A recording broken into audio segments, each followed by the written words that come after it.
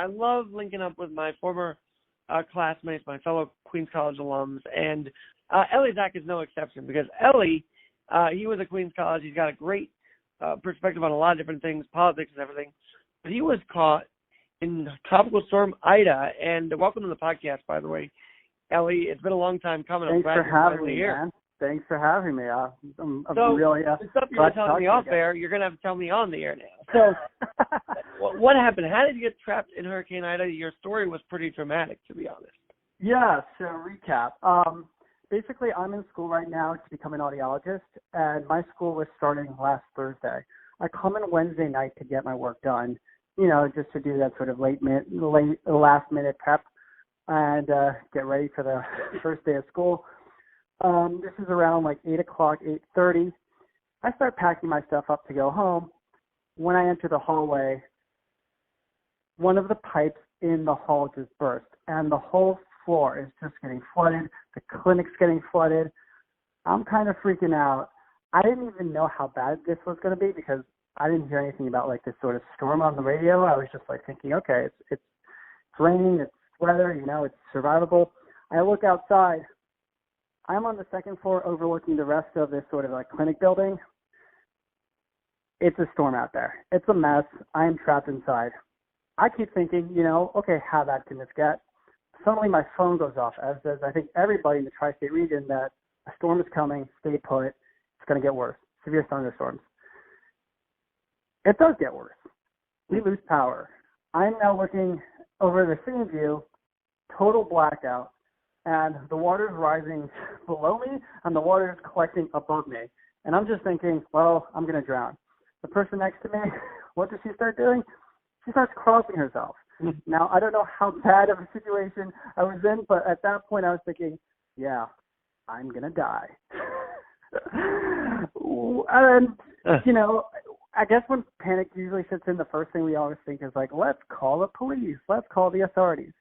Now, I'm sure by the time like you guys turned on the news at this point, you saw people floating on cars. All the police and like emergency units and everyone who was like helping people evacuate were so busy prioritized with those individuals that when we called, they're like, well, are you guys inside? Okay, great. You guys got to over your head. Have a great night.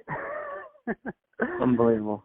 I know. We're just like, well, we're scared, but we got. And then you told me out there that the walls were caving in, so to speak. Well, the tiles from the ceiling kept falling because the water damage throughout the pipes were leaking, and I didn't know what was going to burst or when it was going to burst. I turned to Vanessa, who was the other person there with me from the cleaning staff, and she remarks that, the ceiling's going to go. Now, I'm not a roof expert, and she was there working in the building for 14 years, and when she told me that, I was like, huh. Well, if that goes, then I don't have anything protecting me. I got kind of scared. At some point, maybe like in an hour later, I decided to like waddle my way down to the first floor, which is now like a foot, maybe two of water to get to my car. My car, looking out, is just now a boat. There is around 2 feet of water, and you can't see the tires. It's just like you can see basically the top of the car, a Honda Civic, nice blue, I think 2005. I get back in thinking, okay, we're probably going to die, so let's just make the most of it. And she was freaking out because she's telling me that she has PTSD from this elevator incident she once experienced. Now, we weren't in an elevator, but I guess, being trapped in a small enclosed location thinking you're going to die, brings people back. And I was like, okay, let's just chill. I'm like, what do you want to watch? So she goes, I like action, I like horror. So I was like, okay. I thought a great intersection of two is the movie Mad Max Fury Road. Now, I don't know if you guys have watched the movie Mad Max Fury Road, but I did not remember this in particular, but a large part of the movie is revolving around water. And there are several scenes where scenes of water are just like bursting and gushing through the dam. And let me tell you, when you are literally surrounded by that same scene, it's not a comforting feel. No, it's not. No, you were also traumatized because of your car, and that was really threw me into this. Right. So what happens is that like as I mentioned earlier, I saw my car. I knew it was in bad shape. But by the time, the water started to cool down and the parking lot became less of a pool, I decided, okay, maybe let's check on it. I don't think it's going to be safe enough to go into the road. I kept hearing that there are like just cars abandoned on the road and like there's still floods in the road. So I didn't want to drive, but I just wanted to check on my car. So I call her and I'm like, you know what? Let's just go check out our cars. We go back downstairs. Her car is on like the higher incline part of the parking lot. She opens the door and she goes, "Praise the Lord Jesus." Guess what? Her car is spotless. I'm a Jewish guy. And at that moment, I'm like, I'm screwed. Lord Jesus is not keeping my car dry. My God is more of a guilt-ridden God. And like, when it comes to like this situation, it's going to be more of like lessons learned. So I come over to my car, open the car door, water's coming out. It's full. And yeah, it wasn't great. I mean, I wasn't trapped in the car, but the car kind of became a boat. Sure. I left it there. I was able to get a ride with some guy who had like a four-wheeler, an electrician guy named Corey. The guy was an angel of a man. If he ever gets to listen to this podcast through any means, Corey, you're the best. You're great. Whatever they're paying you, it's not enough. I thank you for that. He was able to drive me back, but let me tell you, driving back was its own story. Like, just the roads were pitch black, and there were just cars, just vans, just everywhere you went, just blocking up the road. It was just everyone just left. It felt like an apocalyptic movie where like day after tomorrow kind of thing too. What? Like what? Day after tomorrow kind of. Exactly, right. Everyone like disappeared, like Invasion of the Body Snatchers. It's just like, where did they go? Like, and it's the eeriest feeling. Like, it's so disconcerting.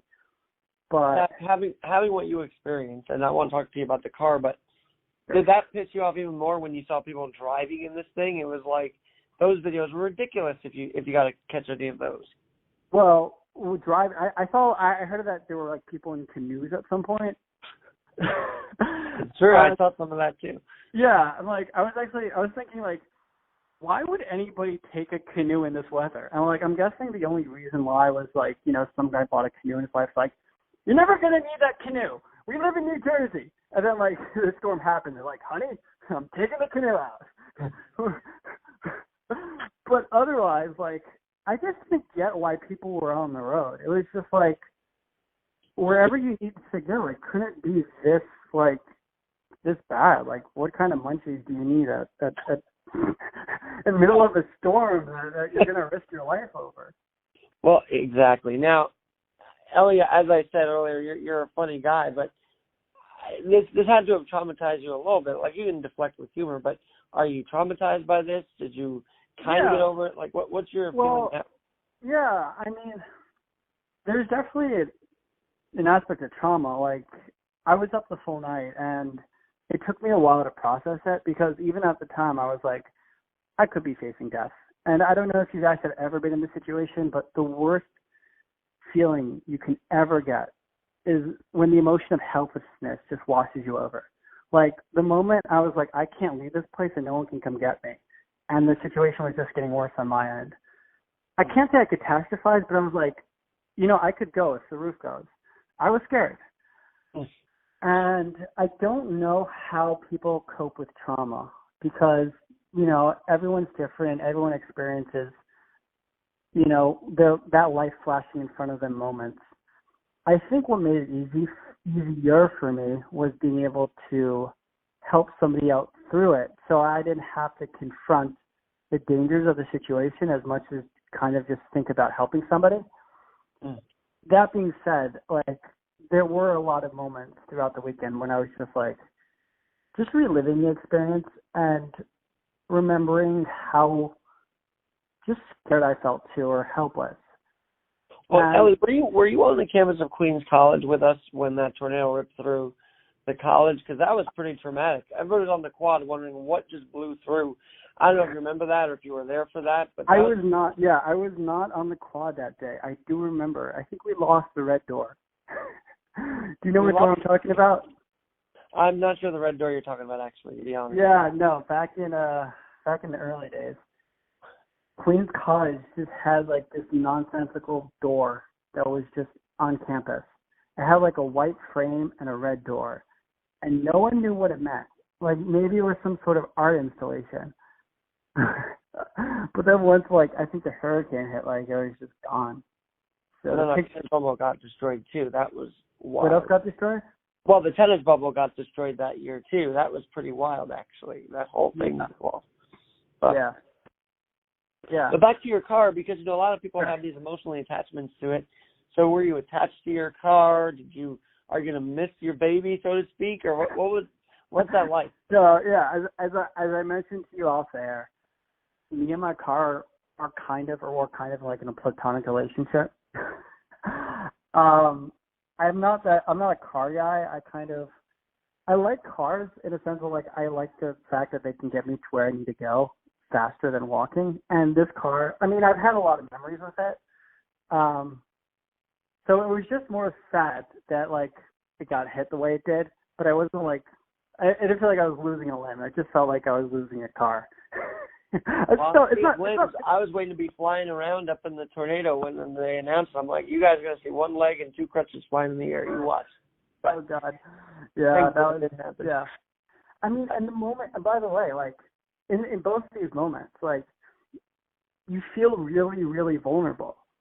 Because, like, until we get hit by nature, we have this sort of, like, formidable, like, view of ourselves. Like, there's sort of an illusion that we can withstand much of what life throws at us. And then when nature comes in and we have no defense, we're just like, oh, I guess that's, yeah, it's like, I guess that's our limit, you know? I mean, Elie, I know you like to poke fun at the politicians, so I've got to ask. Sure. Their handling of this, now they're going to do like this 30-day response team. Can we ever really be prepared for any of this? I think that's the big $1 million question out of IDA. I don't know. I have so many back and forth thoughts about the way politicians handle these situations. I feel like a lot of what they try to do is prepare the public, and it's also on the back of the public to be responsible, because like if they have the public's trust, then them telling them like the public to stay inside is going to save lives. But if like we're in the state that we are now, in which people just don't care, I don't think they're going to be effective. I think about like any sort of like hindsight sort of like motions are great because it makes them seem accountable, but I don't know. My opinion of politicians as a whole right now is that like we just have such a distrust of them that they're just not working with the people at all. And that's why it's up to us to do almost everything around here, like getting people out of the floods. I think once again we see the community coming together, and that's a good thing as well. Yeah, but, I mean, like, and I don't spite them, but it's like generally when you need help, it's kind of at the local level you're going to get it. And even for me, I found some local people that were able to help, and they were just honestly they were much more reasonable, and they were much more like accessible than like general law enforcement. I think like it's not to say that we should be like factioned off, but like generally, you know, working on a local level is going to get you a lot more results than waiting for like the powers that be to respond. Zach, how does this Elie Zach, that makes sense. All good. What are people going to do now? Are we going to become like the Florida place where we board down our houses and then leave? Like, is this going to be turning into sort of what we saw in Florida and Louisiana moving forward? I hope that we never become Florida in any respect. I feel like the Tiger King state deserves its own borders, and I don't think we're going to be that. I feel like most of the New York, New Jersey mentality is like we could survive anything, and when we go through these events, it kind of just like emboldens us to feel like we're still immortal. Like I don't see lasting change for the most part. I feel like there's like a pause, and then there's just like a play button like within the next few months. I don't see people changing their behaviors. I feel like people like either need significant ongoing change to happen, or they're just going to be themselves. There's this sort of toughness to us.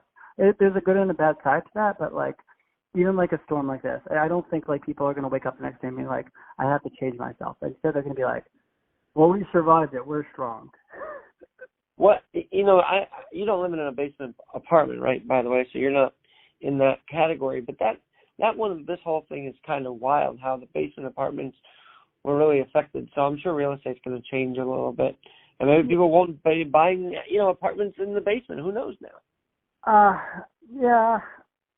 It's like, I'm still hesitant because I feel like most people don't change until they know someone who's affected by it to make an influence on their decision. I live on the second floor, so I was there. I feel like if you knew somebody who literally had their basement apartment flooded and killed, you're now going to make that consideration. I think for the most part, again, people are slow to adopt, people are slow to change, and even while they'll see something on the news, if it's not someone they know, they don't feel affected by it for the most part. And it's there's a sad reality to it as well because, we should learn by others' experiences, not by just what affects us most sensitively. But at the end of the day, until it hits home, people don't think it's going to hit them. No, you're absolutely right. And I can't believe it's going to be 20 years since 9/11 next week. That's just me. That is just unbelievable. And that affects all of us because we either knew someone or it was our city, So that is one thing where we're all kind of pissed off about the Afghanistan thing because we all have a vested interest in our keeping America safe, do we not? Yeah, and if I can talk about 9/11 for a minute, I don't know if I have. You mind if I talk about it? Oh, I don't mind at all. That's why I brought you on. Getting all these. Oh, cool. Yeah, it's interesting because 20 years is a lot, but it also shows you that there's a generation of people now who have no reference point to 9/11. Mm-hmm. A lot of the teenagers, a lot of the people in the 20s, they just weren't born at that point. So people in their 20s, obviously they were born at that point, but they just don't have more than a vague memory attached to it. And the meaning of the day is lost. But I feel like people like us who went through it, they realize and remember that moment. And even now, it's funny because I had some classmates who immediately when this happened, their first response was, "Do we have to go in tomorrow?" And I was thinking, you guys aren't 9/11 material because the kids at 9/11 had a moment when the world changed, the world shook, and they were just taking the time to pause and reflect. We weren't even thinking about tomorrow. We were what the hell's going on today? Right, 100. I feel like so much of today's world is so focused on the distraction of the next that they don't take pause to think about how things affect them at a more, mature, meaningful level. For us, 9/11 shaped so much of our lives, and it shaped so much of the way we look at security, freedom, trust, America. It became such a defining moment. It was the moment when, we were awoken to the evils of the world, hitting us on our front doors, coming out of the middle of nowhere in the Middle East and making sure that, their sign of evil is imprinted on our consciousness. And it shook us, and it hurt us, and it made us, at the end of the day, feel closer together because of it. It showed us what it means to be, an American. And, finally leave, there's not much push. There's not much division on the Afghanistan situation. We're all pissed. And finally, I'm glad that we're all on the same page with that because a lot of people seem to defend their politician. At least this one, no one's defending it because they know how deeply affected this is. And it opens up a 20-year wound. Yeah, the incompetency of Joe Biden was something that we were always cognizant of. I think a lot of people were giving him the benefit of the doubt because they just didn't like Trump. So they thought if we just obviously defend him for as long as possible, eventually, if he does if he does what we want him to do, we'll seem like we're on the good side. The way he just completely manhandled this pullout was just, it was unforgivable. And I'm glad that people on the left are holding him accountable for this because there's no partisan politics about being supportive of your own country, supportive of your own troops. The American public, the American army, those are concepts that shouldn't be party lines. The fact that we just abandon people because, I don't know, someone decided to randomly pull out because it fit his campaign vague promise was just a slap in the face of, I think, things we should have stood for. We stand together. We stand about helping people. We stand about our citizens come first. We work together. We don't just act impulsively because, we want to seem like the good guy and care about the fallout later. The way he's operating is not American, and I think it should disturb anybody who has any sort of American sensibilities, regardless of their political affiliations. We're talking with Elie Zach. You did graduate Queens as well, did you not? Well, I transferred to Baruch because I ended up becoming a marketing major. So I was in Queens for a while. Yeah, I remember you there over the years. I got to ask you about this past Friday, though. You just see what happened Thursday night. Then it's like a beautiful day. And I think we were all kind of, mind effed, if you will. How could it be so bad one day and then it's beautiful the next? It was such a weird, almost, what do they call those things?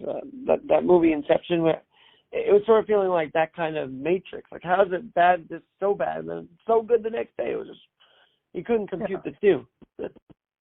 Yeah, I mean, I guess it's symbolic in a sense that, like,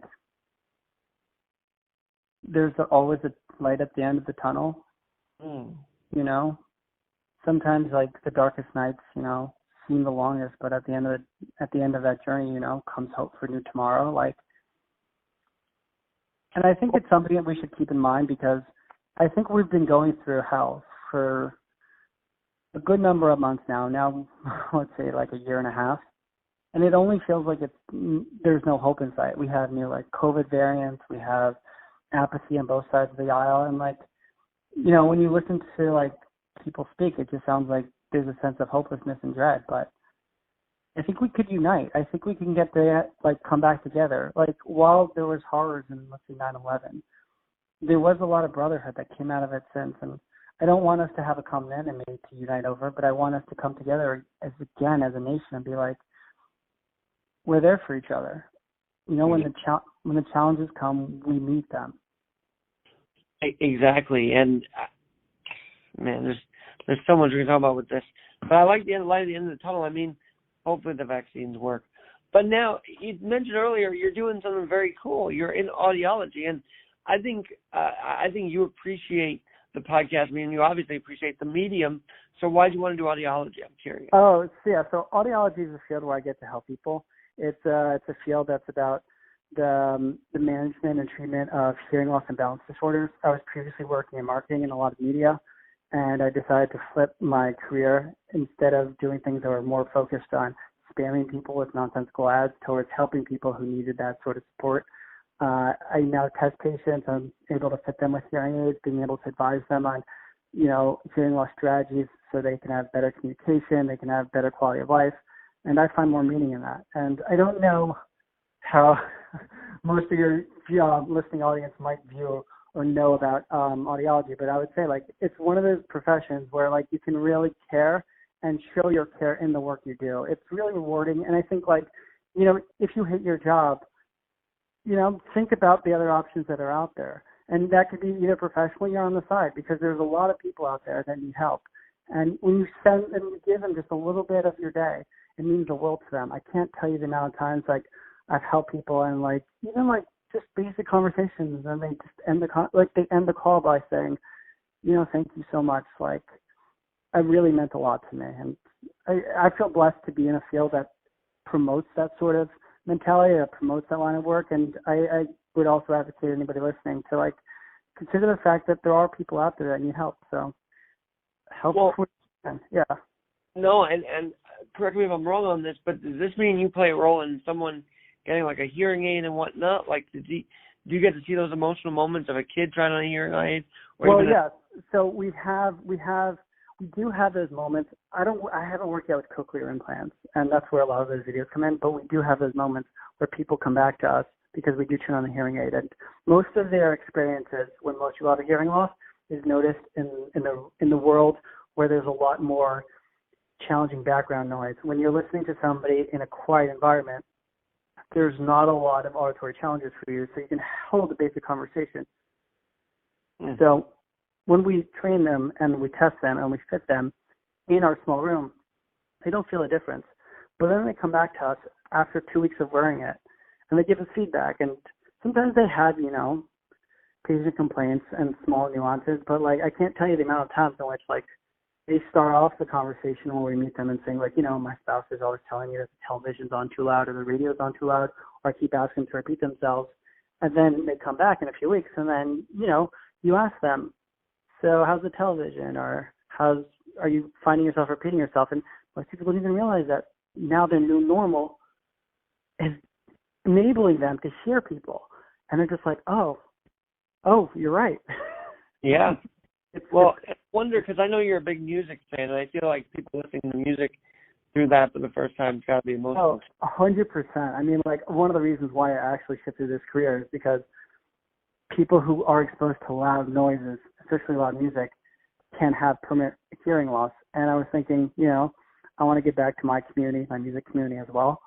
So if I can be able to be trained and I can help musicians come in, get back their hearing status, it would be a great gift to me.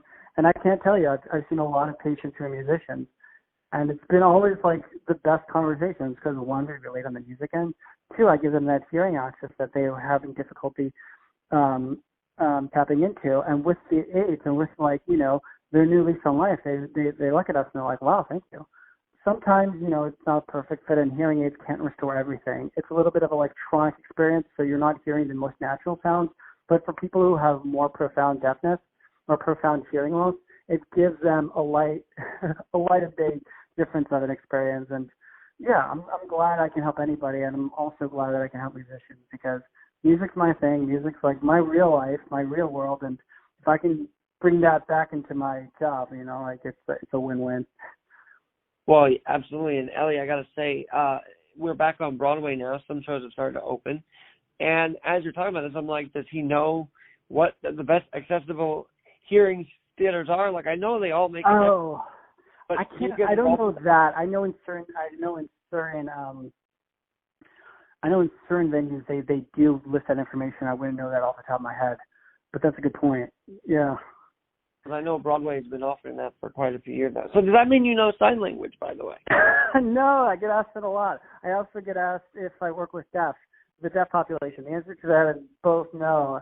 Unfortunately, that's not necessarily part of my typical daily life.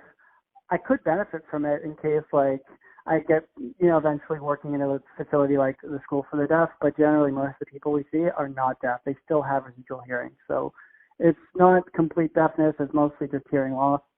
And I wouldn't be communicating with sign with them either. Although, on that note, there are sometimes patients that come in and they choose to speak in sign, and in those cases, they usually bring an interpreter with them so we can have a fuller conversation. Elie, I've got to ask you this. With the hearing, sometimes you get this ringing from the hearing aid. Do you have any tips for people who may just, because I'm about adapting, right? So maybe someone needs to adapt to getting a hearing aid. Yeah. I mean, people are always getting different adaptations.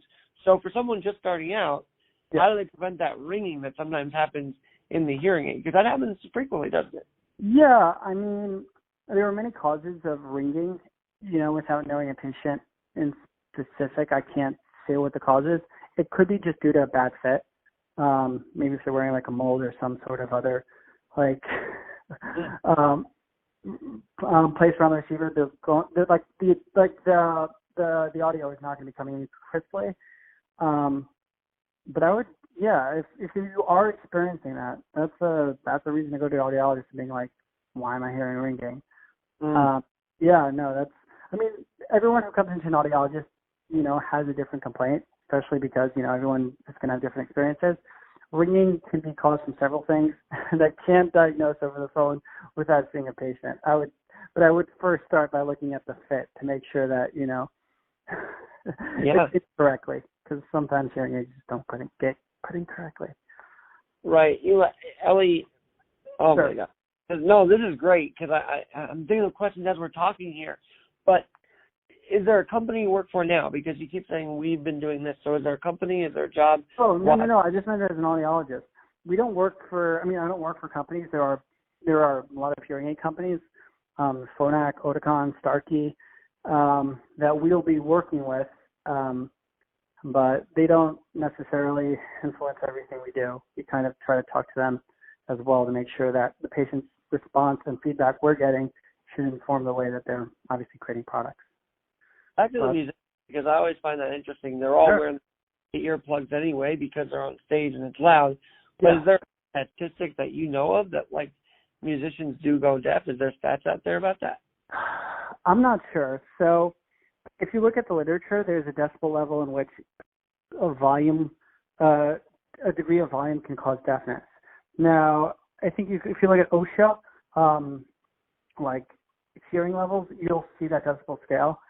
And something like a 130 decibel level, which is like a rock concert level, can cause immediate hearing, well, not immediate hearing loss, but hearing loss. And sometimes it can be immediate if it's extremely loud. Sometimes it can just cause it over time. I would assume if they're not wearing proper protection, there's going to be a high incident rate. And there are people that literally come to, us as audiologists saying like, oh yeah, I noticed a difficulty hearing after I went to this big concert in the 70s. Or I had a lot of ringing in my ears after I went to go see Janis Joplin. It hasn't really like resolved since, but like I haven't really checked on my hearing, and like that's not atypical. So do they develop tinnitus, or it's just this ringing from those certain events? Well, tinnitus. They will have tinnitus, and that's usually it's usually a comorbidity. Like they usually have that with hearing loss, but some people don't notice their hearing loss until it becomes affecting their lifestyle. So they might notice the ringing in their ears, and then like they didn't notice that their hearing loss has dropped, because even if it drops gradually, until it's like in a region where you're having difficulty, you don't make the association that it's hearing loss. There's different types of hearing loss. It comes from mild to profound, and it affects different regions in our levels of frequency hearing. So someone may have a hearing loss but not even notice it yet. It only comes and to the same extent, a lot of people come to us after having hearing loss for many years, but they never really addressed it because they didn't think it was a hearing loss. Or people around them kept saying, like, you're repeating themselves, but they said, this is some compensating. It's not a big deal. So it's one of those things that most of the public is not sensitive for. They're not, like, thinking about that much. And because, like, we make adjustments to our daily lives based on the sort of disabilities or handicaps we have, unless it's something that's confronting our basic well-being, we're not thinking about it. Is there a way that, people can talk to the deaf? I think in general, there are so many low talkers in general, but yeah. Do you find that sometimes maybe people talk loud to sort of demean a deaf person, if that makes sense, like just to make fun of them? Or is it good to talk loud to them? Yeah, I mean, if you're deaf, I mean, you can't hear. I would say that any way of communicating to them outside of their preferred mode of communication is disrespectful. So I can't say that I would approve. And the deaf community is, I wasn't really aware of the deaf community, but the deaf community is very unique in the fact that they don't really see their hearing status as a disability. They've kind of navigated around it. So if you kind of try to force upon them the hearing world, they just become more and more resistant. So if you know someone who's deaf, like, let them lead you to the modes of communication that they prefer. Don't assume and don't exert yourself, because they'll get offended. They don't feel like by being deaf that they're any less than you. They just feel like they're in a different world than you. Absolutely. And do we see a future entrepreneur in Elie Zach? Is he going to be an audiologist practitioner, like outside of an actual company? Would you start your own business? Yeah, I mean, like, essentially I do want to work. I do want to make my own private practice. Now, I don't want to dismay or dissuade anybody from going to an audiologist, but some audiological practices are incentivized to sell certain amounts of hearing aids. Sometimes there are banked with the company in order to have quotas filled. So if you go to certain companies, like the person on the other end of the desk wants to sell you a hearing aid because that's where they make a lot of their money.